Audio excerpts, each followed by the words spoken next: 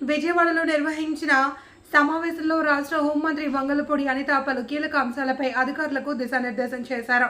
రాష్ట్రంలో శాంతి భద్రతల పరిరక్షణకు అత్యున్నత ప్రాధాన్యత ఇవ్వాలి అని, ప్రజలకు భద్రత కల్పించడంలో ఎలాంటి నిర్లక్ష్యానికి తావు లేకుండా పనిచేయాలి అని సూచించారు. మాదక ద్రవ్యాల నిర్మూలనపై ప్రభుత్వం రాజీలేని పోరాటం కొనసాగిస్తుంది అని పేర్కొన్న ఆమె, డ్రగ్స్ రవాణా, అక్రమ విక్రయాలపై మరింత కఠిన చర్యలు తీసుకోవాలి అని ఆదేశించారు. యువతను మాదక ద్రవ్యాల బారిన పడకుండా అవగాహన కార్యక్రమాలను విస్తృతంగా నిర్వహించాలి అని సూచించారు. సాంకేతికతను వినియోగిస్తూ స్మార్ట్ పోలీసింగ్ను మరింత బలోపేతం చేయాలి అని, మహిళలు, చిన్నారుల భద్రతకు ప్రత్యేక చర్యలు చేపట్టాలి అని అధికారులను ఆదేశించారు. ప్రజల సహకారంతో నేరాల నియంత్రణ మరింత సమర్థవంతంగా సాగుతుంది అని హోంమంత్రి వంగలపూడి అనిత తెలిపారు.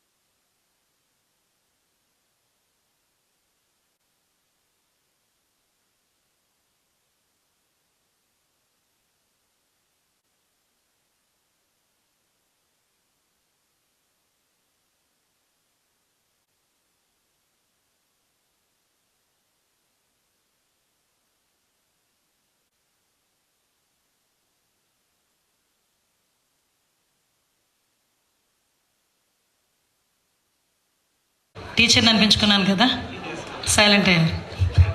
Thank you so much, I love you. ముఖ్యంగా ఈరోజు ఈ నిషాముక్తి భారత్ ఇది ఒక క్యాంపెయిన్లా తీసుకోవాల్సిన అవసరం ఈరోజు ఏర్పడింది. లగ్నం కాకుండా రాబోయే తరాలకి యువశక్తిని ఒక పెట్టుబడిగా ముందుకు తీసుకెళ్లే ఒక మంచి బృహత్తరమైన కార్యక్రమం.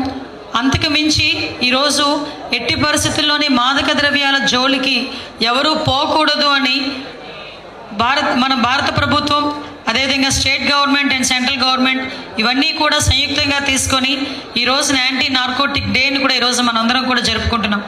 ఈ కార్యక్రమానికి సభాధ్యక్షత వహించి అదేవిధంగా ఈరోజు ఈ కార్యక్రమాన్ని నిర్వహించిన మా secretary women and child differently abled persons Shrimati Suryakumari గారికి ఐఏఎస్, అదేవిధంగా ఈ విజయవాడ జిల్లా కలెక్టర్ ఎన్టీఆర్ జిల్లా కలెక్టర్ డాక్టర్ లక్ష్మీషా గారికి IAS, chair person 20 points programme సోదరులు లంకా దినకర్ గారికి, SP eagle Shri K Nagesh Babu గారికి, అదేవిధంగా ఎస్పీ ఈగల్ శ్రీమతి స్వరూపారాణి గారికి, chair person state level coordinating agencies Shrimati Umaraja గారికి, chair person Devi institutional societies Shrimati Devi గారికి, state nodal officer doctor Neelma గారు, డాక్టర్ పెద్దలు గౌరవనీయులు డాక్టర్ సమరం గారికి ప్రత్యేకంగా ధన్యవాదాలు తెలియజేసుకుంటూ, ఈరోజు సుమారుగా ఒక యాజ్ ఏ హోమ్ మినిస్టర్గా కాకుండా ఒక టీచర్గా, ఒక తల్లిగా ఈరోజు ప్రతి ఒక్కరికి కూడా ఈ ఇష్యూలో ముఖ్యంగా ఈ డ్రగ్స్ విషయంలోనే కానీ, గంజాయి విషయంలోనే కానీ,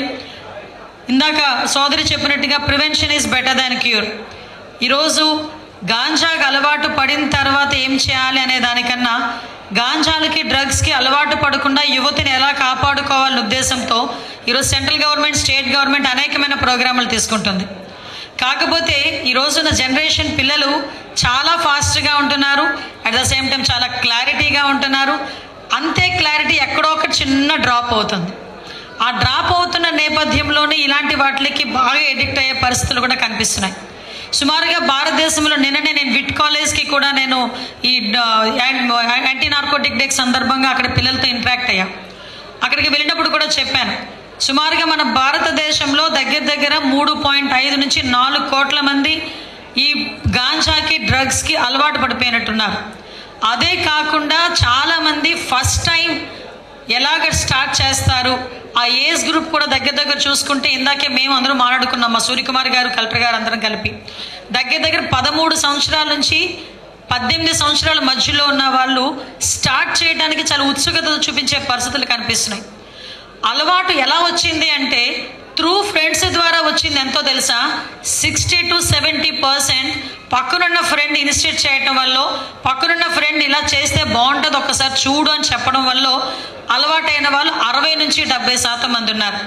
అంటే నిన్న కూడా నేను ఒక మాట చెప్పాను, ఏదో సినిమా డైలాగ్లో చెప్పినట్టుగా మనకు శత్రువులు ఎక్కడో ఉండరు, చుట్టూ ఉంటారంటారు కదా. అలాగే మనకి ఈరోజు ఈ గాంజా డ్రగ్స్ విషయంలో మనకు అలవాటు చేసే